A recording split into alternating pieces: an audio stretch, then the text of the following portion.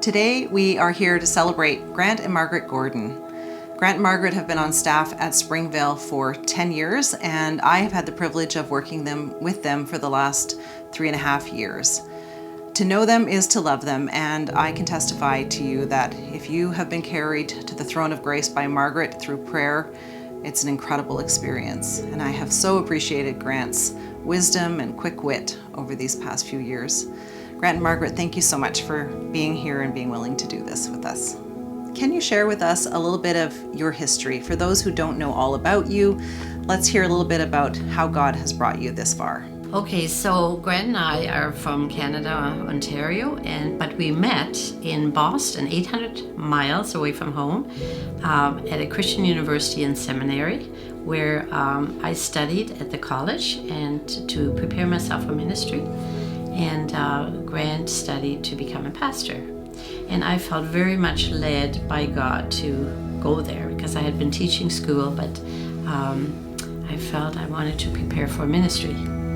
So we met, and 2 years later we were married, and then we moved back to Ontario, where Grant's first church was in Bowmanville. So our first church was, I think, about 1967, and so I've pastored 3 churches over 18 years, and then was invited to join the faculty at Tyndale Seminary. So that meant we then moved to Aurora, where I was on faculty for about 11 years or so. And then after that, I went into ministry, working with churches that were in a bit of crisis, and I did that for about 10, 12 years in 7 different churches, and then it was time to retire. Wow, so a very full life in ministry together. Yep, varied, yep. Yeah, and so you retire, and most people retire and travel and, enjoy their retirement. But what did you guys decide to do? Well, before I retired, I went back to school when I was 50. And I prayed, Lord, what do you want to do with my life now that Grant's in Tyndale? He's no longer a pastor, and I'm not a pastor's wife. And so I went to school because God said for me to do that. And after 5 years of training, which I had no idea what God had in mind. Or so we thought. Yeah. Mm-hmm. And then you said, what did we do?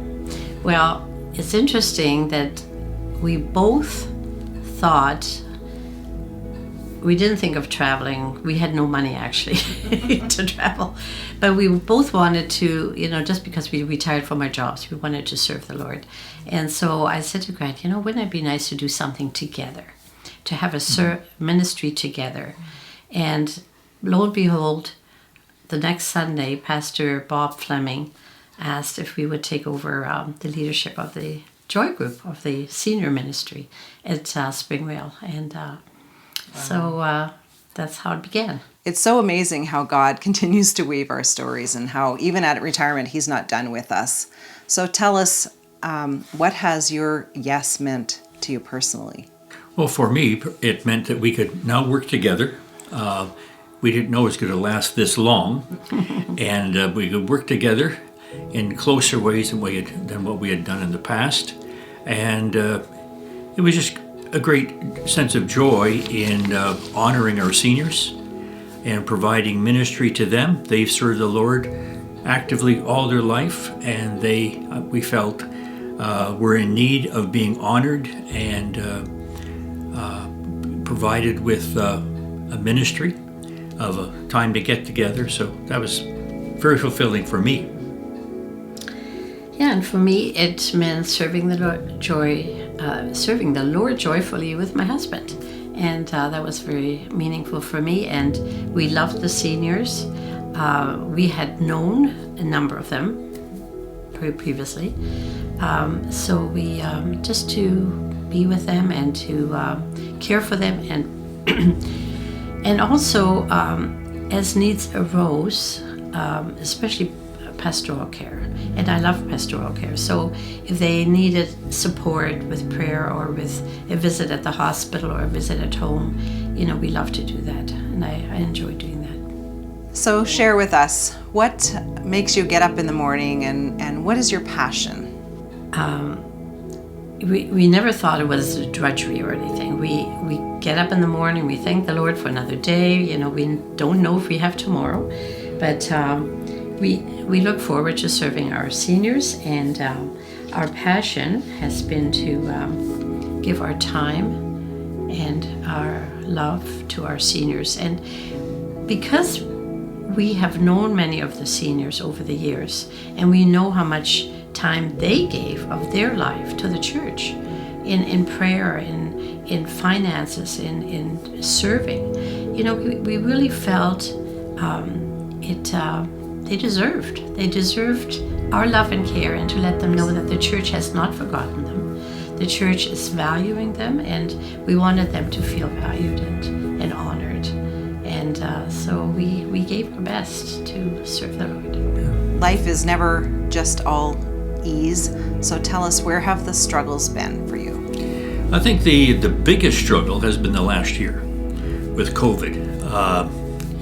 I would say probably at least half of our seniors are on their own, widowed or widowers, or never been married. And this just intensified the isolation. And so we had to change our whole program in terms of what we were doing. We could no longer provide our lunches, our times together. So with our terrific executive, we looked at ways that we can do something different. And so we put together a photo directory so they could sort of feel connected and see who's who and identify each other, have their phone numbers so they can call them. We expanded the prayer ministry through a prayer letter. We had callers call them almost weekly. And we put together also a newsletter. That was probably the biggest thing, because it's every month, and that's been very, very well received. So that's the biggest challenge, but I think with our executive, it's been very well received. Right, Mark? Yeah, it's beautiful. Yeah. How have you seen God's hand throughout this time? Well, I can just see God's hand right from the beginning. From the time we met, we had given our life to the Lord, we wanted to serve Him, and we could just see Him leading us through the churches, through our ministry, through ups and downs, what we've learned through our churches and what we learned through our life experiences. I think they all prepared us for our ministry with our seniors. And it's just, I want to encourage people who are aging that God uses every experience to prepare us for what's coming up. So as you found out at your first retirement, God wasn't finished with you. So what's next for Grant and Margaret? Okay, I'll go with that one. Yeah. I have a book that's 3/4 finished. It's been a long time project. I want to finish that next year, and to write a chapter for another book as well. So I have a lot of writing and research to do. These are academic things, and they take a lot of work. So I'm looking forward to finally getting back to them. And I've been working on my life story, and for our children primarily, our grandchildren, and so I want to finish that. And then we haven't had a lot of time to make visits to friends here and there, and so we want to we want to take some time out to visit friends and family. But I'm still thinking of serving the Lord. So I was, even as I was reading a novel the other day, and they were, I thought, oh, maybe that's what I should do to help, like a soup kitchen, delivering food or something. And I just want to get to know people in our neighborhood and have opportunities to share the Lord.